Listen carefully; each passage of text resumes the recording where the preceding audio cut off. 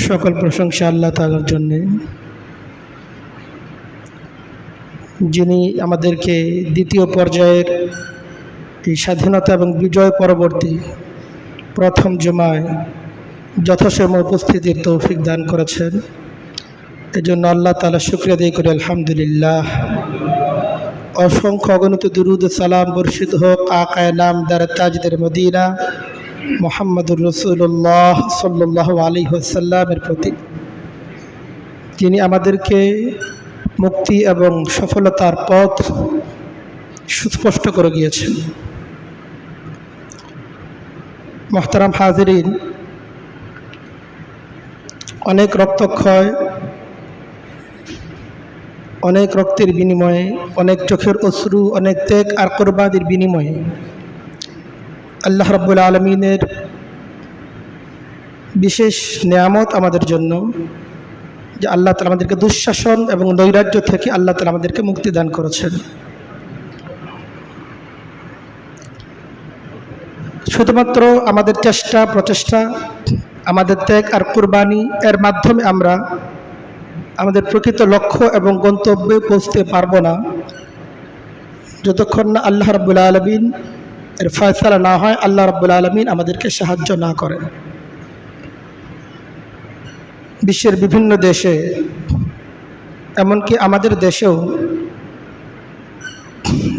নানামুখী সংগ্রাম, অনেক ত্যাগ, অনেক কোরবানি ইতিপূর্বেও মানুষ বরদাস্ত করেছে। পৃথিবীর দেশে দেশে এখনও জালেমের জুলুম চলতেছে। আমরা যদি ফিলিস্তিনের দিকে তাকাই, তো প্রায় 70 বছরের বেশি সময় ধরে তারা জালেমের জুলুমের শিকার। কত মায়ের বুক খালি হয়েছে, কত বোন বিধবা হয়েছেন, কত সন্তান এতিম হয়েছেন। সম্প্রতিও সেখানে যে ইহুদিবাদী ইসরায়েলের আগ্রাসন চলতেছে, প্রায় অর্ধ লক্ষাধিক মানুষ ইতিমধ্যেই শাহাদাত বরণ করেছেন। কিন্তু আমরা লক্ষ্য করি যে এত ত্যাগ আর কোরবানির পরেও তারা স্বাধীনতা লাভ করতে পারেনি, বিজয় লাভ করতে পারেনি। তো যতক্ষণ পর্যন্ত আল্লাহ তাআলা সাহায্য না করেন, আল্লাহ তাআলার পক্ষ থেকে ফয়সালা না হয়, ততক্ষণ পর্যন্ত মানুষ তার অভীষ্ট লক্ষ্য, তার কাঙ্ক্ষিত স্বাধীনতা এবং বিজয় সেটা লাভ করতে পারে না। এজন্য সর্বোপরি আমরা আল্লাহ তাআলার শুকরিয়া আদায় করি যে আল্লাহ রাব্বুল আলামিন আমাদেরকে দুঃশাসন থেকে, জালেমের জুলুম থেকে তিনি আমাদেরকে মুক্তি দান করেছেন। একজন মুমিন হিসাবে আমাদের আল্লাহ তাআলার শুকরিয়া আদায় করা চাই। একজন মুমিন তার স্বাধীনতা এবং বিজয় কিভাবে উদযাপন করবে, এই স্বাধীনতাটাকে সে কিভাবে জনমানুষের কল্যাণে ব্যবহার করবে, বিজয়ের আনন্দে তার করণীয় কি এবং তার পরবর্তী পদক্ষেপ কি হওয়া চাই, পবিত্র কোরআন কারীমের মাঝে আল্লাহ তাআলা এবং নবী করিম সাল্লাল্লাহু আলাইহি সাল্লাম হাদিসের মাধ্যমে সেটা আমাদের সামনে সুস্পষ্ট করে দিয়েছেন। আল্লাহ তাআলা পবিত্র কোরআন কারীমের মাঝে বলেন, ইযা জাআ নাসরুল্লাহি ওয়াল ফাতহ ওয়া রাআইতান নাসা ইয়াদখুলুনা ফী দীনিল্লাহি আফওয়াজা ফাসাব্বিহ বিহামদি রাব্বিকা ওয়াস্তাগফির ইন্নাহু কানা তাওয়াবা। আল্লাহ বলেন, হে নবী, ইযা জাআ নাসরুল্লাহি ওয়াল ফাতহ, যখন আল্লাহ তাআলার পক্ষ থেকে সাহায্য এবং বিজয় আসবে, ওয়া রাআইতান নাসা ইয়াদখুলুনা ফী দীনিল্লাহি আফওয়াজা, আর লোকেদেরকে আপনি দেখতে পাবেন দলে দলে তারা দ্বীনের মাঝে প্রবেশ করতেছে, তখন আপনার করণীয় হচ্ছে মৌলিকভাবে দুইটা কাজ। ফাসাব্বিহ বিহামদি রাব্বিকা ওয়াস্তাগফির, এটা মনে না করা যে আমি করেছি, আমরাই করেছি, এমনটা মনে না করা আমরা এখন শক্তিশালী হয়ে গেছি, আমরা ব্যাপক একটা শোডাউন করতে পারছি, ব্যাপারটা এমন না। আল্লাহ ফাসাব্বিহ বিহামদি রাব্বিকা ওয়াস্তাগফির, আপনি আপনার রবের পবিত্রতা এবং আপনি আপনার রবের গুণগান সেটা গান, যে আল্লাহ তাআলাই আমাদেরকে বিজয় দান করেছেন, তিনিই আমাদেরকে মুক্তি দান করেছেন। আমরা আমাদের করণীয় করেছি, কিন্তু স্বাধীনতা বিজয় এটা কেউ চাইলেই অর্জন করতে পারে না, যতক্ষণ না আল্লাহ তাআলার পক্ষ থেকে স্বাধীনতা এবং বিজয়ের ফয়সালা না হয়। তো একজন মুমিন হিসেবে আমাদের প্রথম করণীয় হচ্ছে এই, আল্লাহ তাআলার কাছে শুকরিয়া আদায় করা, যে আল্লাহ তাআলা আপনি আমাদেরকে জালিমের জুলুম থেকে হেফাজত করেছেন, দীর্ঘ দুঃশাসন থেকে আপনি আমাদেরকে মুক্তি দান করেছেন, আল্লাহ তাআলা শুকরিয়া আদায় করা। আর দ্বিতীয় করণীয় হচ্ছে ওয়াস্তাগফিরহু। আল্লাহ তাআলা বলেন, হে নবী, প্রথমত আপনি আল্লাহ তাআলা শুকরিয়া আদায় করেন, এবং দ্বিতীয় করণীয় হচ্ছে এই, আল্লাহ তাআলার কাছে ইস্তিগফার করেন। আল্লাহ তাআলার কাছে ইস্তিগফার করেন, তওবা করেন, নিজের ভুল ত্রুটির জন্য ক্ষমা প্রার্থনা করেন। কারণ যে কোনো একটা সংগ্রাম, এই সংগ্রাম করতে গিয়ে যারা হকের পক্ষে থাকে, ন্যায়ের পক্ষে থাকে, তাদের দ্বারাও ইচ্ছায় অনিচ্ছায় অনাকাঙ্ক্ষিত অনেক ভুল ত্রুটি এটা হয়ে যায়। একটা বিজয় অর্জন করতে গিয়ে, স্বাধীনতা অর্জন করতে গিয়ে, বিজয়ী পক্ষ যারা, সে যদি হকের উপরও থাকে, সে যদি সত্যের উপরও থাকে, তার দ্বারাও ইচ্ছায় কিংবা অনিচ্ছায় অনাকাঙ্ক্ষিত অযাচিত অনেক ভুল ত্রুটি নানাভাবে হয়ে যায়। এই জন্য আল্লাহ তাআলা তার নবীকে বলতেছেন, আপনাকে যদি সাহায্য আল্লাহ তাআলা দান করেন, বিজয় দান করেন, আপনি প্রথমত আল্লাহ তাআলা শুকরিয়া আদায় করেন, এবং দ্বিতীয়ত আল্লাহ তাআলার কাছে নিজেদের, আপনার জাতির, আপনার সাথী সঙ্গীর, তাদের দ্বারা যদি কোনো অযাচিত ভুল ত্রুটি হয়ে গিয়ে থাকে, আল্লাহ তাআলার কাছে এর জন্য ক্ষমা প্রার্থনা করে। কাজেই আল্লাহ তাআলা যাদেরকে বিজয় দান করেছেন, বিজয়ের মাল্য, বিজয়ের মুকুট যাদেরকে আল্লাহ তাআলা পরিধান করিয়েছেন, এই বিজয়ের আনন্দে বেপরোয়া হওয়া যাবে না। নিজের স্বাধীনতা লাভ করেছে বলে মুমিন কখনোই স্বাধীন না। হয়তো মানুষের স্বাধীনতার মাধ্যমে, মানুষের পরাধীনতার শৃঙ্খল থেকে আমরা মুক্তি লাভ করেছি, কিন্তু একজন মুমিন সর্বাবস্থায় আমৃত্যু সবসময় সে আল্লাহ তাআলার গোলামীর শৃঙ্খলে সে আবদ্ধ। এই গোলামীর শৃঙ্খল থেকে কখনো কোনো মানুষ মুক্তি পেতে পারে না। কাজেই কোনো মানুষ মানুষের গোলামি করতে পারে না, কিন্তু সর্বোপরি একজন মানুষ সর্ব অবস্থায় আল্লাহ তাআলার গোলাম। কাজেই জীবনের সকল ক্ষেত্রে আল্লাহ তাআলার যে হুকুম, আল্লাহ তাআলার যে নির্দেশ, সেটাকে অবশ্যই তাকে বাস্তবায়ন করতে হবে। কাজেই বিজয় পরবর্তী করণীয় কি, সে বিষয়ে আল্লাহ তাআলার যে নির্দেশনা, আল্লাহ তাআলার যে নির্দেশ, সেটাকে একজন মুমিন অবশ্যই খেয়াল করতে হবে। যাচ্ছে তাই ভাবে, যে কোনোভাবে নিজের খেয়াল খুশির মতো যেভাবে খুশি স্বাধীনতাকে উদযাপন করার কোনো সুযোগ নেই। স্বাধীনতার আনন্দে, মুক্তির আনন্দে বেপরোয়া হওয়ার কোনো সুযোগ নেই। কাজেই আমরা আল্লাহ তাআলা শুকরিয়া আদায় করব। পাশাপাশি আমাদের যাদের দ্বারা নানা পর্যায়ে ভুল ত্রুটি হয়ে গিয়েছে, আমাদের আচরণে, আমাদের উচ্চারণে, আমাদের কথাবার্তায় নানাভাবে যদি কোনো ভুল হয়ে গিয়ে থাকে, এটার জন্য আল্লাহ তাআলার কাছে আমরা ইস্তিগফার করব, আল্লাহ তাআলার কাছে ক্ষমা প্রার্থনা করব। নবী করিম সাল্লাল্লাহু আলাইহি সাল্লামকে আল্লাহ তাআলা নানা পর্যায়ে বিজয় দান করেছিলেন। যুগে যুগে আল্লাহ তাআলা নবী এবং রাসূলগণকে বিজয় দান করেছিলেন, মুক্তি দান করেছিলেন। তো আল্লাহ তাআলার নবী এবং রাসূলগণ তারা তাদের বিজয়কে কিভাবে উদযাপন করতেন, তারা তাদের আনন্দকে কিভাবে উদযাপন করতেন, একজন মুমিন হিসেবে আমাদের জন্য সেটা জিম্মাদারি সেই বিষয়গুলোকে জানা এবং সেই অনুসারে নিজের করণীয় কি সেটাকে স্থির করা। আল্লাহ তাআলা যখন তার নবীকে বিজয় দান করলেন,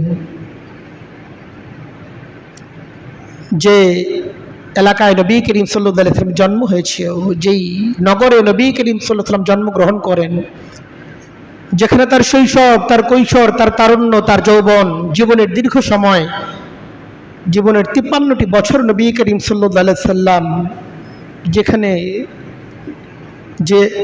বেড়ে উঠেছেন,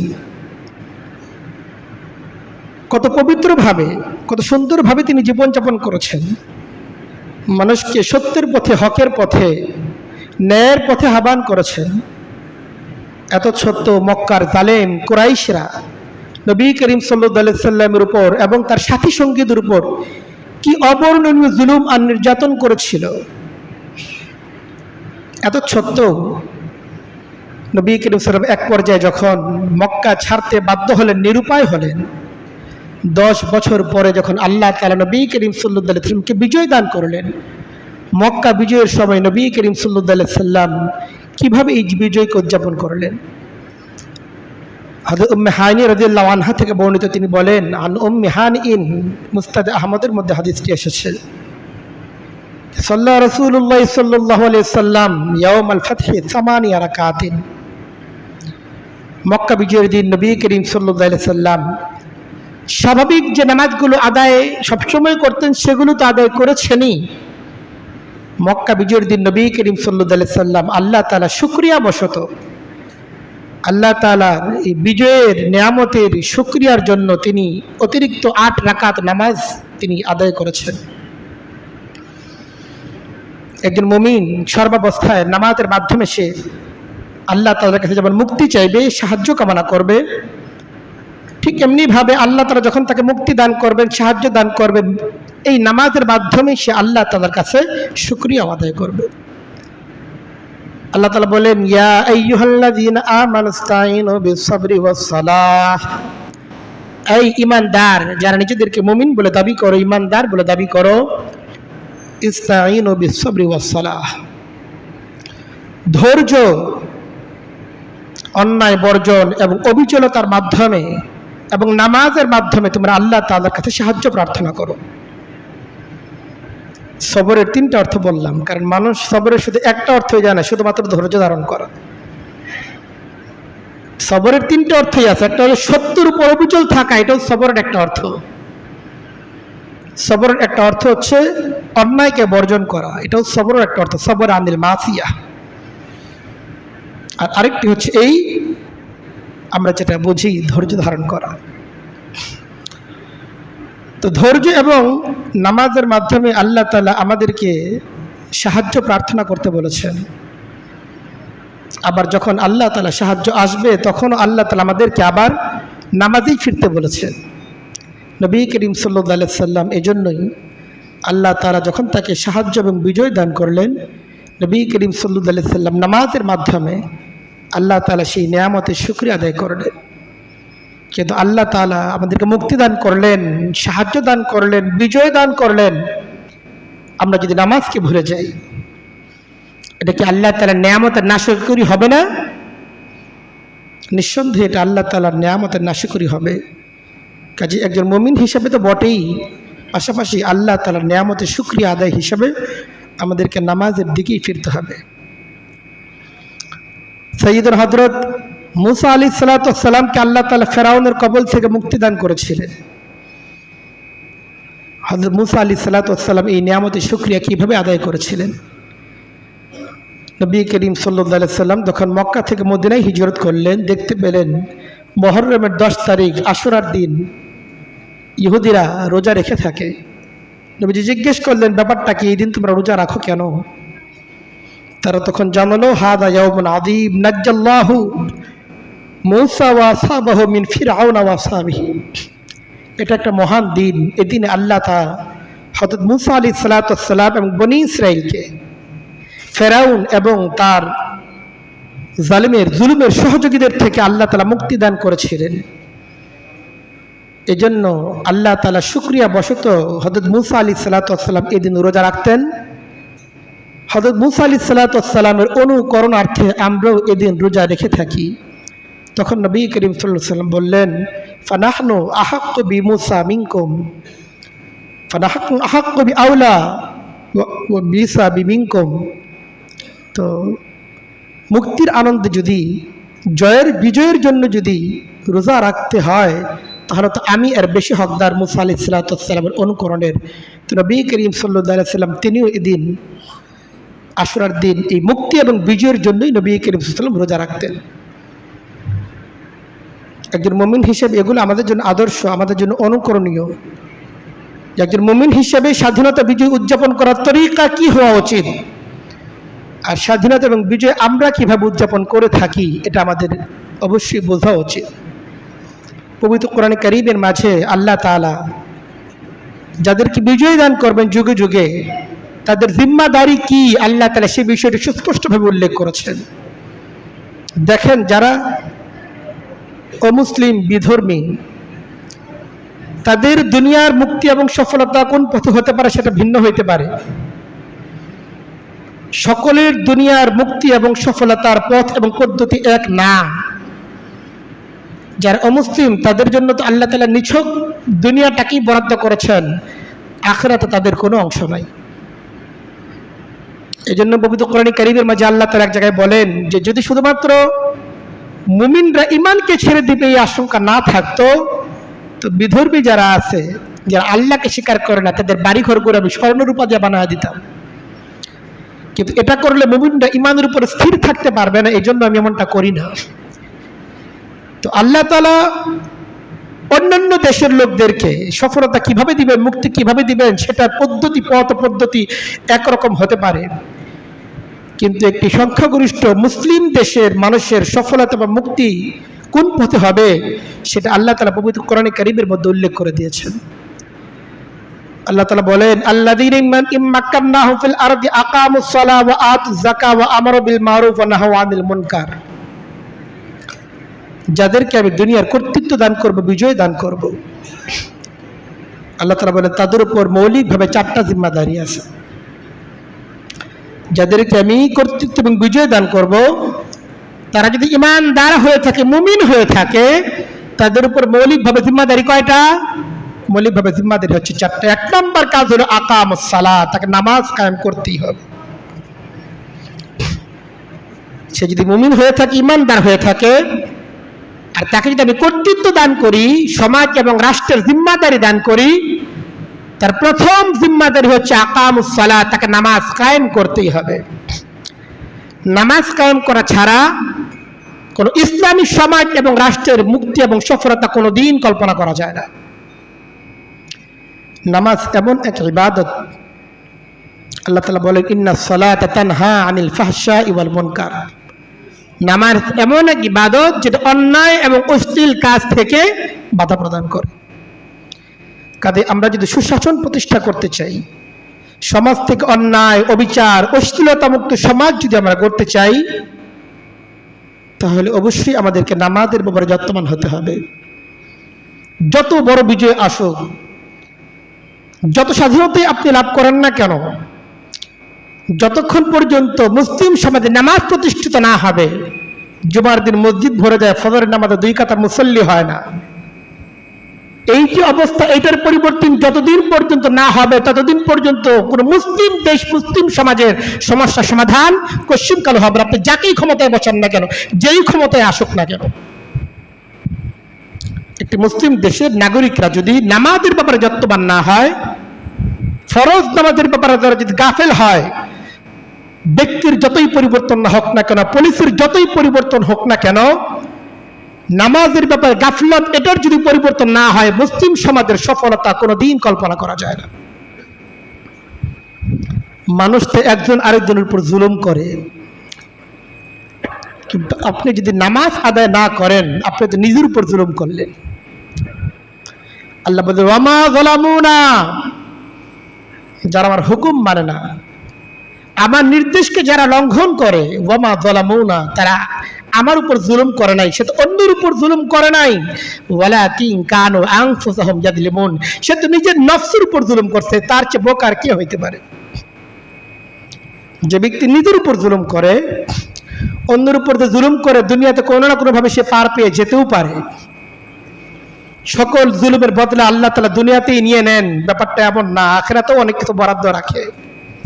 কিন্তু যে ব্যক্তি নিজের উপর জুলুম করলো, সে তো নিজের দুনিয়াও বরবাদ করে দিল, আখিরাতও বরবাদ করে দিল। কাজেই আপনি যতই স্বপ্ন দেখেন না কেন আগামী দিনের বাংলাদেশের জন্য, আপনি এবং আপনার পরিবার, আপনার সমাজ, আপনার রাষ্ট্র যতক্ষণ পর্যন্ত নামাজের প্রতি যত্নবান না হবে, ততদিন পর্যন্ত আপনার দেশের সমস্যার সমাধান কোনোদিন হবে না। কাজেই এটা অত্যন্ত গুরুত্বপূর্ণ। আল্লাহ তাআলার নির্দেশ, আল্লাযীনা মাক্কান্নাহুম ফিল আরদ আকামুস সালাহ। আমি যদি তাদেরকে ভূপৃষ্ঠের কর্তৃত্ব দান করে, তাদের প্রথম জিম্মাদারি হচ্ছে তাদের নামাজ কায়েম করতেই হবে।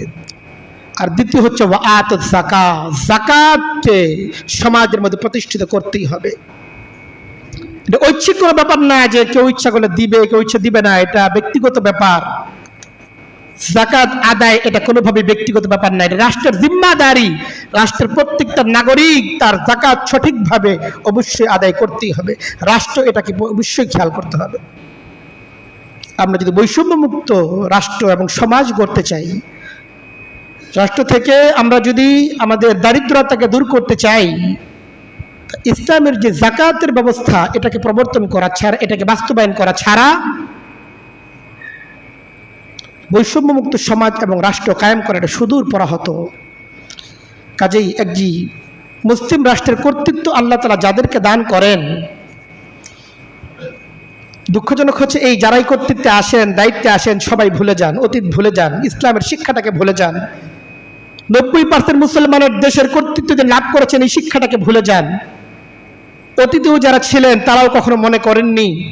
আমরা জানি না সামনে যারা দায়িত্বশীল বা এখনো যারা দায়িত্বশীল আছেন, আগত দিনগুলোতে যাদের দায়িত্বে আসার সম্ভাবনা রয়েছে, তারা কতটুকু মনে রাখতে পারবেন সেটা আমরা জানি না। তবে কেউ যদি ভুলে যান, যারা ভুলে যাবেন তারা নিজেরা নিশ্চিহ্ন হয়ে যেতে হবে। আপনি যদি আপনার জিম্মাদারিটুকু ভুলে যান, আপনি নিজে নিশ্চিহ্ন হয়ে যাবেন।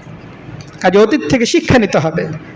আমরা কোন দেশের জিম্মাদারি আমাদের উপর অর্পিত হয়েছে এটা নিজেদেরকে মনে রাখতে হবে এবং সেই অনুসারে নিজের আগামী দিনের পরিকল্পনাকে গ্রহণ করতে হবে। মুসলিম যাদেরকে আল্লাহ তাআলা ভূপৃষ্ঠের কর্তৃত্ব দান করবেন, তাদের 4টা জিম্মাদারি। 1 নম্বর হচ্ছে আকামুস সালাহ, নামাজ কায়েম করতে হবে। 2 নম্বর হচ্ছে আতুজ যাকাত, যাকাত উসুল করতে হবে। আর 3 নম্বর হচ্ছে আমারু বিল মারুফ ওয়া নাহু আনিল মুনকার, সৎ কাজের আদেশ করতে হবে, অসৎ কাজের নিষেধ করতে হবে। অবশ্যই অন্যদেরকে সৎ কাজের আদেশ করতে হবে এবং যেখানেই অন্যায়, যেখানেই অপরাধ, এটার বিরুদ্ধে মুখ খুলতে হবে, এটাকে প্রতিবাদ করতে হবে, প্রতিরোধ করতে হবে। দীর্ঘ একটা সময় জুড়ে আমরা ইমানে সর্বনিম্ন কাতারে ছিলাম, সর্বনিম্ন স্টেপে ছিলাম। হাদিসের মধ্যে এসেছে, রাসূলুল্লাহ সাল্লাল্লাহু আলাইহি ওয়াসাল্লাম বলেন, মুসলিম শরীফের হাদিস, মান রাআ মিনকুম মুনকারান ফালইয়ুগাইয়িরহু বিয়াদিহি, কোথাও যদি অন্যায় দেখো ফালইয়ুগাইয়িরহু বিয়াদিহি, সেটার বিরুদ্ধে তোমরা প্রতিরোধ গড়ে তোলো। ফাইলাম ইয়াস্তাতি, তোমার ক্ষমতা নাই প্রতিরোধ করার, ফাবিলিসানিহি, মুখ জবান দ্বারা, তোমার কলমের দ্বারা সেটার প্রতিবাদ করো। ওয়াইল্লাম ইয়াস্তাতি, তাও যদি না পারো ফাবিকালবিহি, অন্তর অন্তরে ঘৃণা করো। ওয়াযালিকা আযাফুল ঈমান, এটা ঈমানের সর্বনিম্ন স্তর, এরপর ঈমানের কোনো স্তর নাই, এরপর কুফরের স্তর শুরু হয়ে গেছে। কাজে আমরা এতদিন পর্যন্ত যে স্টেপে ছিলাম বা এখনো অনেক মানুষ যে স্টেপে আছি, ঈমানের সর্বনিম্ন স্টেপ, মুখ খুলতে পারে না এখনো। দুঃশাসনের বিরুদ্ধে, অপরাধের বিরুদ্ধে, সামাজিক রাষ্ট্রীয় অপরাধের বিরুদ্ধে, অনাচারের বিরুদ্ধে, দুর্নীতির বিরুদ্ধে মুখ খোলার সাহস পায় না। এটা ঈমানের সর্বনিম্ন স্তর। আলহামদুলিল্লাহ, বৈষম্য বিরোধী ছাত্র আন্দোলনের মাধ্যমে, ভয়কে জয় করার মাধ্যমে যে সাহস আমাদেরকে জুগিয়ে গিয়েছে, প্রত্যেকটা মুসলিম নাগরিক, দেশের প্রত্যেকটা নাগরিককে সেই ভয়কে জয় করার এই সাহসটাকে অবশ্যই ধরে রাখতে হবে এবং যেখানেই অন্যায়, যেখানেই অপরাধ, এটার বিরুদ্ধে রুখে দাঁড়াতে হবে, এর প্রতিবাদ প্রত্যেকে করতে হবে। যদি এটা না করেন, এটা যদি করতে আমরা না পারি, আবার সেই জায়গাতেই ফিরে যেতে হবে যেই জায়গা থেকে আমরা এসেছি।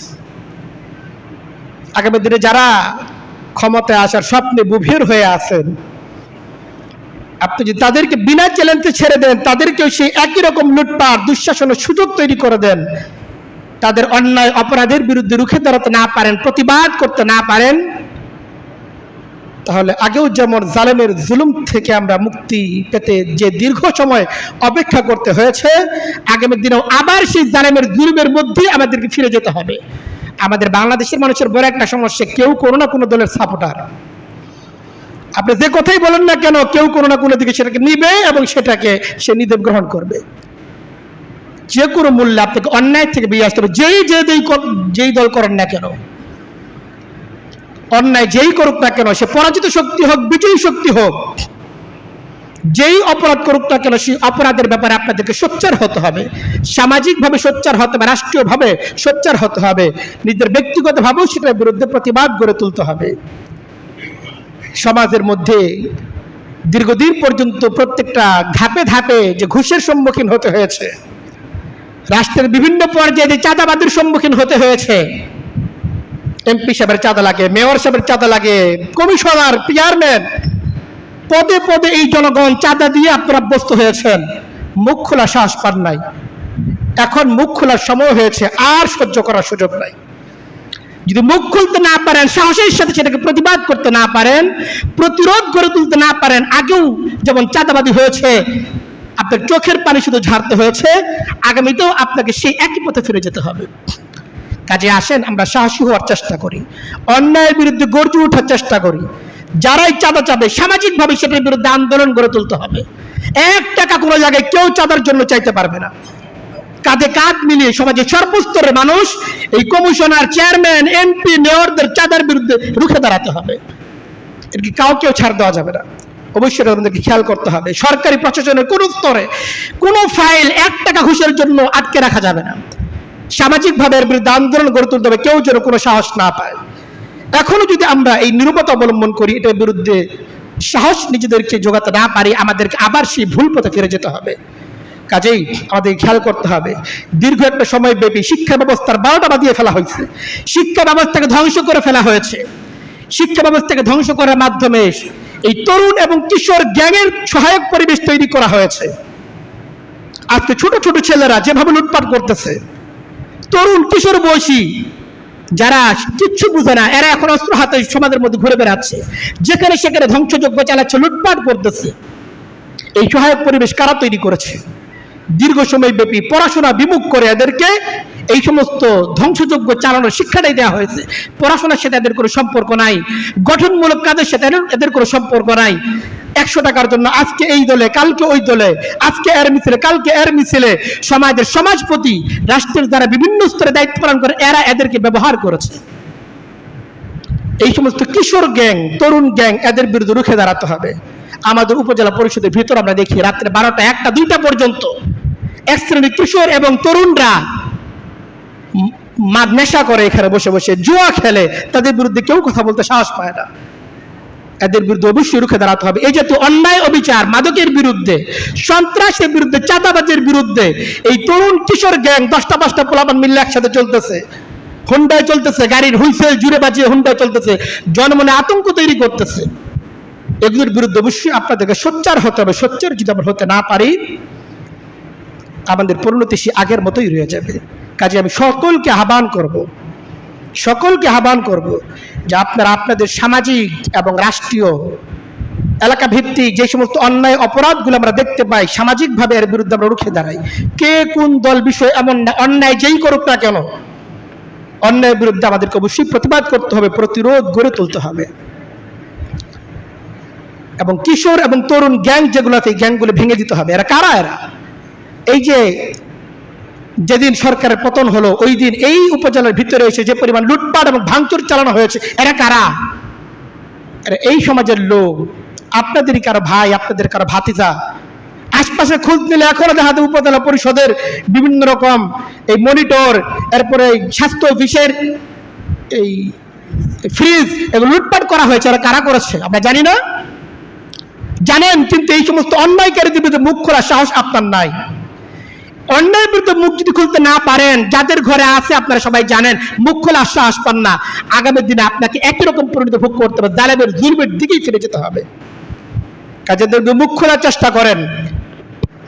আমি যারা এই সমস্ত অপরাধ করেছে তাদের কাছে বিনীতভাবে অনুরোধ করব, যাদের কাছে এই সমস্ত রাষ্ট্রীয় লুট করা জিনিস এখনো আছে, আমাদের কাছে এর তথ্য নাই এমন না, আমাদের কাছে এর তথ্য আছে, আপনারা কারা করছেন, কাদের বাড়িতে এই জিনিসগুলো আছে, অত্যন্ত দ্রুত সময়ের মাঝে নিজ দায়িত্বে এই জিনিসগুলো ফিরিয়ে দেওয়ার ব্যবস্থা করবেন। অন্যথায় রাষ্ট্র এবং আইন তার আপন গতিতেই ইনশাল্লাহ চলবে।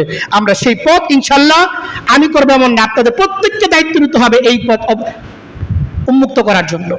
যদি সাহসের সাথে এই পরিস্থিতির মোকাবেলা করতে না পারেন, দেশ এক ভয়ানক নৈরাজ্য এবং অরাজকতার দিকে ফিরে যাবে, যার ছোঁয়া থেকে, যার আঘাত থেকে আপনারা কেউ বাঁচতে পারবেন না। কাজে আমার উপর জুলুম হয় না, এই জন্য যদি আপনি নীরব থাকেন, আগামীকালকে আপনাকেও জুলুমের শিকার হতে হবে, কেউ আপনার পাশে দাঁড়াবে না। কাজে সময় এসেছে জালিমের বিরুদ্ধে রুখে দাঁড়ান। বিজয় পরবর্তী প্রতিশোধের নেশায় একদল লোক মত্ত হয়ে উঠেছে, এটা মারাত্মক পর্যায়ের জুলুম। এতকাল পর্যন্ত যারা জুলুম করেছে অবশ্যই আইনানুগভাবে প্রত্যেকটা অপরাধের বিচার হতে হবে, এটা আমাদের প্রত্যেকের প্রাণের দাবি। আগের বা আগামীর প্রত্যেকটা জুলুমের বিচার হতে হবে, প্রত্যেকটা সরকারি পয়সার পায়ে পায়ে হিসাব নিতে হবে। কিন্তু তাই বলে আইন কেউ নিজের হাতে তুলে নিবে, নিজের মতো প্রতিশোধের নেশায় মত্ত হয়ে উঠবে, যাকে ইচ্ছা তাকে আঘাত করে বসবে, এই সুযোগ কোনো অবস্থায় নাই। আপনি যদি ইমানদার হয়ে থাকেন, আপনার মধ্যে ইমানের ছিটে ফোটাও যদি অবশ্যই থেকে থাকে, প্রতিশোধের নেশাতে আপনি মত্ত হওয়ার কথা না। নবী করিম সাল্লাল্লাহু আলাইহি সাল্লাম, আল্লাহ তাআলা যখন নবী করিম সাল্লাল্লাহু আলাইহি সাল্লামকে বিজয় দান করলেন, এই মক্কার কাফের সম্প্রদায়, কুরাইশ সম্প্রদায় নবী করিম সাল্লাল্লাহু আলাইহি সাল্লাম এবং সাহাবায়ে কেরামের উপর মক্কার 13 বছরের জীবনে কি পরিমাণ জুলুম এবং নির্যাতন করেছে, কত মানুষকে শহীদ করেছে, মানুষের ঘর বাড়ি লুটপাট করেছে, কতভাবে সাহাবায়ে কেরামকে নির্যাতন তারা করেছে। এমনকি নবী করিম সাল্লাল্লাহু আলাইহি সাল্লাম মক্কা ত্যাগ করে যখন মদিনায় চলে এলেন, এরপরে তারা এই মদিনার ইসলামী রাষ্ট্রের বিরুদ্ধে নানাভাবে ষড়যন্ত্র করেছে, এটাকে উৎখাত করার জন্য নানাভাবে তারা তাদের ষড়যন্ত্র করেছে। 10 বছর পরে নবী করিম সাল্লাল্লাহু আলাইহি সাল্লাম বিজয়ীর বেশে যখন মক্কা নগরীতে প্রবেশ করলেন, তখন নবী করিম সাল্লাল্লাহু আলাইহি সাল্লামের হাতে পূর্ণ ক্ষমতা, এদের প্রত্যেকটা প্রতিশোধ নেওয়ার পরিপূর্ণ ক্ষমতা নবী করিম সাল্লাল্লাহু আলাইহি সাল্লামের কাছে ছিল। কিন্তু নবী করিম সাল্লাল্লাহু আলাইহি সাল্লাম মক্কার কুরাইশদেরকে জমায়েত করে সেদিন জিজ্ঞেস করেছিলেন, মা তাকুলুনা, আজকের দিনে তোমরা কি বলো, তোমরা কেমন আশা করো, আমি তোমাদের সাথে কি আচরণ করব তোমরা মনে করতেছো? নবী করিম সাল্লাল্লাহু আলাইহি সাল্লাম কুরাইশদেরকে জিজ্ঞেস করেছিলেন, তখন তারা জবাব দিয়েছিলেন, ইয়া ইবনা আখি, হ্যাঁ আপনি তো আমাদেরই ভাতিজা, আমাদেরই ভাই, ওয়ান্তা কারীমুন রহিমুন, আপনি বড় দয়ালু, আপনি বড় বিনম্র, আমরা আপনার থেকে ভালোই আশা করি। নবী করিম সাল্লাল্লাহু আলাইহি সাল্লাম তখন জবাব দিলেন, ফাইন্নী আকুলু মা কাল আখি ইউসুফা, আজকের দিনে আমি তোমাদেরকে সেই উত্তরটাই দেব, সেই জবাবটাই দিব যেটা আমার ভাই হযরত ইউসুফ আলাইহিস সালাতু ওয়াস সালাম তার ভাইদেরকে যে জবাব দিয়েছিলেন, সেই জবাব হচ্ছে লা তাসরিবা আলাইকুমুল ইয়াউম, আজকের দিনে তোমাদের উপর আমার কোনো অভিযোগ নাই, তোমাদের থেকে আমি আর কোনো প্রতিশোধ নেব না, আজকের দিনে আমি সকলের জন্য সাধারণ ক্ষমা ঘোষণা করে দিলাম। আজকে আমাদের অনেকে বলতে থাকে 17 বছর তারা করছে, কয়েকদিন তারা করতেছে, সমস্যার কি আছে? আপনি যদি এই কথা বলেন, আপনিও কিন্তু জালেমের জুলুমের সহযোগী হয়ে গেলেন। ইসলাম আপনাকে এই কথা বলার কোনো অধিকার দেয় নাই। যদি মনে করেন যে না ওরা অনেকদিন করছে, এখন এরা কয়েকদিন করতেছে, নিঃসন্দেহে আপনিও জালেমের জুলুমের আপনি একজন সহযোগী হয়ে গেলেন। ইসলাম আপনাকে কোনো অবস্থাতে এই কথা বলার অথরিটি দেয় নাই। ইসলাম কোনোভাবেই এই কথাকে সমর্থন করে না। আইন তার আপন গতিতে চলবে, প্রত্যেকটা অপরাধের আইনানুগভাবে বিচার হবে। কেউ নিজের হাতে অস্ত্র তুলে নিবে, নিজের সিদ্ধান্ত গ্রহণ করবে, ইসলাম কাউকে সেই সুযোগ দেয় নাই। যদি এটা হয়, সামাজিকভাবে রাষ্ট্রীয়ভাবে যে নৈরাজ্য তৈরি হবে, গোটা রাষ্ট্র সেদিন অকার্যকর হয়ে যাবে।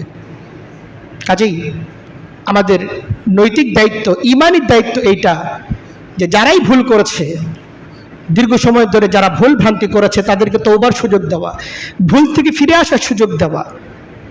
নবী করিম সাল্লাল্লাহু আলাইহি ওয়াসাল্লাম সুন্নাহ এইটাই। নবী করিম সাল্লাল্লাহু আলাইহি ওয়াসাল্লাম মক্কা বিজয়ের পর কারো থেকে প্রতিশোধ গ্রহণ করেননি। তবে যেই সমস্ত ব্যক্তিরা সমাজ এবং রাষ্ট্রের চিহ্নিত অপরাধী, যারা সন্ত্রাসের লালন করেছেন, সন্ত্রাসকে সমর্থন করেছেন, রাষ্ট্রের মধ্যে সন্ত্রাসী ব্যবস্থা যারা কায়েম করেছেন, এই ধরনের চিহ্নিত দাগী খুনি অপরাধী, নবী করিম সাল্লাল্লাহু আলাইহি ওয়াসাল্লাম এমন 14 জন নরঘাতককে মক্কা বিজয়ের দিন নবী করিম সাল্লাল্লাহু আলাইহি ওয়াসাল্লাম ছাড় দেন নাই।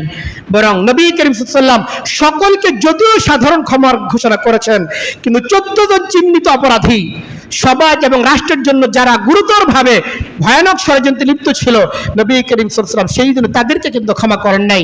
তাদের বিরুদ্ধে অবশ্যই এই সন্ত্রাসের গডফাদার যারা, এদের বিরুদ্ধে নবী করিম সাল্লাল্লাহু আলাইহি ওয়াসাল্লাম জিরো টলারেন্স নীতি অবলম্বন করেছিলেন। কাজে আমরা আগামী দিনে যারা দায়িত্বে আসতেছেন, তাদের কাছে আমাদের আশা থাকবে, কোন নিরপরাধ মানুষ যেন কোনোভাবেই জুলুমের শিকার না হয়, কোনোভাবেই তাদেরকে যেন হয়রানি করা না হয়, এটা খেয়াল রাখতে হবে। আমাদের দেশের মানুষ অনেকে অনেক রকম মন মানসিকতা লালন করে, কারো একজনের প্রতি সমর্থন থাকে, ভালো লাগা থাকে, ভালোবাসা থাকে, কিন্তু এর অর্থ এই না যে সে নিজে জুলুম করেছে, জুলুমের মধ্যে লিপ্ত হয়েছে, এমন না। এই জাতীয় যারা বিভিন্ন রকম মতাদর্শ লালন করে এদেরকে কোনোভাবেই হয়রানির শিকার এটাকে করা যাবে না। এটাকে অবশ্যই আগামী দিনে দায়িত্বশীলদেরকে খেয়াল করতে হবে। তবে যারা চিহ্নিত অপরাধী, যারা অস্ত্র হাতে নিয়েছেন, নির্মমভাবে গুলি করে করে মানুষকে হত্যা করেছেন, এদেরকে অবশ্যই বিচারের আওতায় আনতে হবে। আমরা আশাবাদী রাষ্ট্রীয় প্রত্যেকটি অপরাধের বিচার আগামী দিনে ইনশাআল্লাহ বাস্তবায়ন হবে, আমরা এই ব্যাপারে আশাবাদী। আমাদের সমাজে প্রায় 10% থেকে 12-13% সংখ্যালঘু বসবাস করে থাকেন। সচরাচর আমাদের দেশে যখন রাষ্ট্রীয় ব্যবস্থার পরিবর্তন হয়, সরকার পরিবর্তন হয়, পার্শ্ব দেশ থেকে, প্রতিবেশী দেশ থেকে নানা রকম অপপ্রচার চালানো হয়ে থাকে যে এই সংখ্যালঘুদেরকে শেষ করে ফেলা হচ্ছে। বাংলাদেশ সাম্প্রদায়িক সম্প্রীতির দেশ, আলহামদুলিল্লাহ। বিচ্ছিন্ন যে ঘটনাগুলি ঘটে এগুলি যদি সঠিকভাবে তদন্ত করা হয়, দেখা যাবে রাষ্ট্র, রাজনৈতিক কিছু কিছু ব্যক্তিবর্গ নিজেদের ফায়দা লুটার জন্যই শুধুমাত্র এই সমস্ত অপরাধগুলো নিজেরা সংগঠন করায়, অন্যথায় সাধারণ কোনো মুসলমান কখনো কোনো সংখ্যালঘুর উপর আক্রমণ করার কোনো নজির দেখাইতে পারবে না কেউ। সেই দিন যেদিন সরকারের পতন ঘটলো, কলোনি থেকে কয়েকজন যুবক আমাকে ফোন দিয়েছে, হুজুর আমাদের এখানে একটা মন্দির আছে, এটা পাহারা দেওয়াকে যাবে? যাবে মানে এটা আমাদের ইমানি দায়িত্ব, নাগরিক হিসেবে দায়িত্ব। একজন সংখ্যালঘু যেন কোনোভাবে নির্যাতনের শিকার না হয়। তার আমাদের দেশের নাগরিক হিসেবে তার স্বাধীনভাবে বেঁচে থাকা, তার ধর্মকর্ম পালনের সুযোগ তার সঠিকভাবে আছে। কাজেই এই পরিবর্তিত পরিবেশে কেউ যেন সংখ্যালঘুর উপরে আক্রমণ করে রাজনৈতিক ফায়দা অর্জন করতে না পারে। মুমিন হিসেবে, একজন রাষ্ট্রের সুনাগরিক হিসেবে আমাদের জিম্মাদারি তাদের যথাযথ নিরাপত্তার ব্যবস্থা করা। নিরাপত্তা বাহিনী সেদিন বেহাল দশা, সারা দেশের কোথাও কোনো নিরাপত্তার ব্যবস্থা নাই। সেদিন আমরা আমাদের যুবক শ্রেণীর মাধ্যমে এই উপজেলা পরিষদে ভয়াবহ লুটপাট শুরু হয়ে গিয়েছিল। আমরা আমাদের ব্যক্তিগত মাধ্যমে, যে মাসুম ভাই ছিল, আরো কয়েকজনের মাধ্যমে আমরা এখানে কর্মীর বেশ কিছু যুবক, তারাও আমাদেরকে সহযোগিতা করেছিল। তাদেরকে আমরা ধন্যবাদ জানাই, কৃতজ্ঞতা জানাই, যারা রাষ্ট্রীয় এমন দুর্যোগকালে যারা এগিয়ে এসেছিলেন, নৈরাজ্য থেকে আমাদেরকে হেফাজত করেছেন। কাজে সংখ্যালঘুদের রক্ষায় আমাদেরকে অবশ্যই খেয়াল রাখতে হবে। আমাদের সমাজে সংখ্যালঘুদের উপর আক্রমণ করে, তাদের উপর অযাচিত নির্যাতন করে, তাদের কাছে চাঁদাবাজি করে কেউ যেন কোনো রাজনৈতিক ফায়দা লুটতে না পারে, সেটা খেয়াল করতে হবে। নবী করিম সাল্লাল্লাহু আলাইহি ওয়াসাল্লাম বলেন, মান কাতালা মুআহিদান লাম ইয়ারিহ রাইহাতাল জান্নাহ। মুসলিম দেশে বসবাসকারী কোনো অমুসলিমকে কেউ যদি হত্যা করে, নবী করিম সাল্লাল্লাহু আলাইহি ওয়াসাল্লাম বলেন সে জান্নাতে যাবে তো দূরের কথা, জান্নাতের ঘ্রাণও সে পাবে না। অপর হাদিসের মধ্যে আল্লাহ রাসূল সাল্লাল্লাহু আলাইহি ওয়াসাল্লাম বলেন, মান যালামা মুআহিদান ফাআনা হাজিজুহু ইয়াউমাল কিয়ামাহ। কেউ যদি মুসলিম দেশে বসবাসকারী কোনো অমুসলিমকে জুলুম করে, তো যদি মুসলিম দেশে বসবাসকারী কোনো অমুসলিম উপর জুলুম করে, কিয়ামতের দিন আমি সেই অমুসলিমের পক্ষে হয়ে মুসলমানের বিরুদ্ধে আমি আল্লাহ তাআলার কাছে নালিশ করব। কাজেই মুসলিম খুব সাবধান। যেদিন সরকার পতন হইল, মোড়ের মধ্যে গেছি, একজন সচেতন মানুষ হিসেবে মনে করা হয়, এমন বলতেছে, হুজুর হিন্দুদেরকে শেষ করে ফেলতে হবে সারা দেশ থেকে। অত লোকটা সচেতন মানুষ হিসেবে পরিচিত, বলতেছে এদেরকে দেশ ছাড়া করতে হবে, অনেক অরাজকতা করছে। আমি চরমভাবে সেটাকে প্রতিবাদ করেছি যে আপনি একজন সচেতন মানুষ হিসেবে কখনোই কথা বলতে পারেন না। তারা এই দেশের নাগরিক হিসাবে এবং একজন মুমিন হিসাবে আমি এটা বলতেছি যে তাদেরকে অবশ্যই এই দেশে পুনর্বাসন এবং সঠিকভাবে তাদের অধিকার নিয়ে বেঁচে থাকার সুযোগ তাদেরকে দিতে হবে, এবং আমরা সেটাকে প্রতিবাদ করেছি। কাজে আপনারাও যদি এমন কোনো ক্ষেত্রে দেখেন যে কেউ এ ধরনের উস্কানিমূলক কথাবার্তা বলতেছে, সেটাকে অবশ্যই প্রতিবাদ করতে হবে, এদেরকে অবশ্যই বন্ধ করে দিতে হবে। রাষ্ট্রীয় সম্পদ যারা লুটপাট করেছেন, রাষ্ট্রীয় সম্পদকে মনে করা হয় এদের গনিমতের মাল, এতদিন ওরা করতে সমস্যা কি, আমি কয়েক টাকা করলে সমস্যা কি? মনে রাখতে হবে, মান গাল্লা, কেউ যদি রাষ্ট্রীয় কোনো সম্পদকে নষ্ট করেন, দেখেন আপনি একজনের সম্পদ চুরি করছেন তো একজনের কাছে আপনার দাবি, আর রাষ্ট্রীয় সম্পদ যদি লুটপাট করেন 18 কোটি মানুষ এর হকদার। মনে রাখতে হবে কিভাবে আপনি কিয়ামতের দিন 18 কোটি মানুষের হক পূরণ করে আপনি জান্নাতে যাওয়ার স্বপ্ন দেখেন। 1 টাকাও যদি আপনি চুরি করে থাকেন, মাইয়াগলুল ইয়াতি বিমা গাল্লা ইয়াউমাল কিয়ামা, আল্লাহ রাসূল সাল্লাল্লাহু আলাইহি ওয়াসাল্লাম বলেন কেউ যদি কোনো প্রতারণা করে, কোনো লুটপাট করে, লুটপাটের অর্থ সম্পদ নিয়ে কিয়ামতের দিন সেকে দাঁড়াতে হবে। কাজেই এই লুটপাট বন্ধ করেন। সমাজ এবং রাষ্ট্রের মধ্যে যে নৈরাজ্য যারা সৃষ্টি করতেছেন তাদেরকে আমরা আহ্বান জানাবো, অনুরোধ করব, সতর্ক বার্তা দিতে চাই। এই সমস্ত অপরাধ যদি বন্ধ না করেন, দুনিয়াতে তো বটেই, আখিরাতের অনন্ত সীমকালে জিন্দেগিতে আমাদেরকে ধরা খেয়ে যেতে হবে। সর্বশেষ যে কথাটা সকলের কাছে অনুরোধ করব, আমরা পরিবর্তন চাই, অবশ্যই পরিবর্তন চেয়েছিলাম, কিছু একটা পরিবর্তন আমাদের সমাজ এবং রাষ্ট্রের মধ্যে এসেছে, আমরা পরিবর্তন চাই, কিন্তু পরিবর্তন যদি আমি আপনি যদি নিজে পরিবর্তন না হই, আমি আপনি যদি আমরা নিজেদেরকে পরিবর্তন না করি, সমাজ এবং রাষ্ট্র কোনোভাবেই সেই পরিবর্তন আনতে পারবে না। রাষ্ট্রীয় ক্ষমতায় যেই আসুক না কেন, যত নিরপেক্ষ ব্যক্তি আসুক না কেন, যত ন্যায়ালোক ব্যক্তি আসুক না কেন, সমাজের তৃণমূল পর্যায়ে আপনি যদি সংশোধন না হন, আমি যদি নিজের সংশোধন না হই, কেউ সমাজ এবং রাষ্ট্রের পরিবর্তন করতে পারবে না। আল্লাহ তাআলা বলেন, ইন্নাল্লাহা লা ইউগাইয়্যিরু মা বিকাওমিন হাত্তা ইউগাইয়্যিরু মা বিআনফুসিহিম।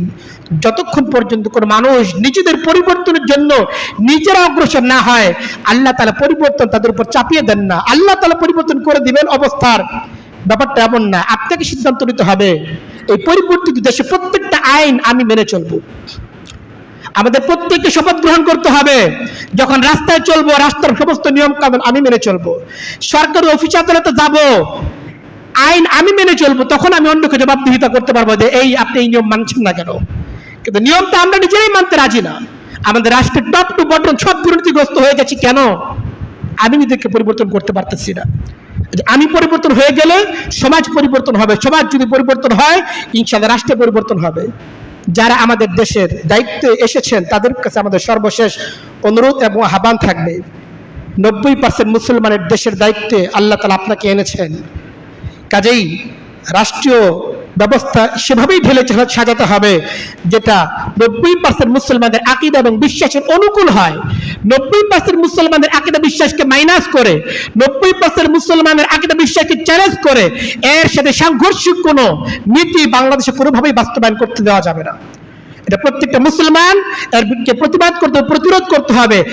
এখন বা আগামী দিনেও যারা ক্ষমতায় আসবেন, তারা যদি মুসলমানদের আকীদা বিশ্বাসের পরিপন্থী কোরআন হাদিসের সাথে সাংঘর্ষিক কোন আইন প্রণয়ন করতে চান, আমাদেরকে অবশ্যই এর বিরুদ্ধে প্রতিরোধ গড়ে তুলতে হবে, এর বিরুদ্ধে প্রতিবাদ করতে হবে। যারা ক্ষমতায় এসেছেন তাদেরকে অবশ্যই এই বিষয়টি খেয়াল রাখতে হবে। বিগত দিনে যে সমস্ত অপরাধগুলো হয়েছে, সেই অপরাধের দ্রুত শাস্তির বিধান কার্যকর করতে হবে এবং রাষ্ট্রীয় যে ব্যাপক হার লুটপাট হয়েছে, এই সমস্ত লুটপাটের অর্থ ফিরিয়ে আনার জন্য সচেষ্ট হতে হবে। আমরা তাদেরকে দ্রুত সময়ের মধ্যে এই সমস্ত বিষয়ে খেয়াল করার দিকে আমরা মনোযোগ দিব। আগামী দিনগুলোতে দেশে সুশাসন এবং ইনসাফ ভিত্তিক বৈষম্যহীন এক সমাজ ব্যবস্থা কায়েম করতে হবে। সমাজের কোন স্তরে মানুষ যেন নিজেকে তৃতীয় পর্যায়ের কোন লোক ভাবার সুযোগ না পান। সমাজের প্রত্যেকটা নাগরিক প্রথম শ্রেণীর নাগরিক। এখানে সুশীল সমাজ বলতে, পিছিয়ে পড়া নাগরিক বলতে কোনো কথা থাকা যাবে না। এই সমাজের মধ্যে বৈষম্যহীন একটি সমাজ ব্যবস্থা, ইনসাফ ভিত্তিক সমাজ ব্যবস্থা এমন ভাবে কায়েম করতে হবে, আগামী দিনে কোনোদিন যেন কেউ দলীয়করণের মাধ্যমে সমাজ এবং রাষ্ট্রের মধ্যে আবার অরাজকতা তৈরি করতে না পারে, এই বিষয়ে সজাগ দৃষ্টি রাখতে হবে। রাষ্ট্রীয় ব্যবস্থা এমন ভাবে ঢেলে সাজাতে হবে কি যাদের পতন হয়েছে তারা, আবার যাদের পতন হওয়া, আবার যারা আগামী দিনে আসার স্বপ্ন দেখতেছেন তারা, কেউ যেন এককভাবে কোনোভাবে না কোনোভাবে সংখ্যাগরিষ্ঠতা নিয়ে রাষ্ট্রের উপর আবার চেপে বসে মানুষের উপর জুলুমের রাজত্ব তৈরি করতে না পারে, এর সমস্ত পথ এটা বন্ধ করে দিতে হবে। এটা আমাদের সমাজের প্রত্যেকটা শ্রেণীর মানুষের চাওয়া। আল্লাহ তাআলা আগামী দিনগুলোতে আমাদের জন্য একটি সুশাসন ভিত্তিক বৈষম্যহীন সমাজ এবং রাষ্ট্র ব্যবস্থা কায়েমের জন্য আমরা প্রত্যেকে নিজের অবস্থান থেকে স্ব নৈতিক দায়িত্ব পালন করতে পারি, সেই তৌফিক দান করেন। ওয়া আখিরু দাওয়ানা।